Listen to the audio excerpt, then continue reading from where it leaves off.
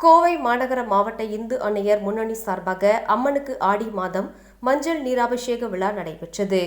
இதில் 500க்கும் மேற்பட்ட அன்னையர்கள் தீர்த்த கலசத்துடன் ஏகேஎஸ் நகர் ராமலிங்க சௌடேஸ்வரி கோவிலிலிருந்து புறப்பட்டு ஊர்வலமாக லைட் ஹவுஸ் ரோடு மைதானத்தை அடைந்தனர்.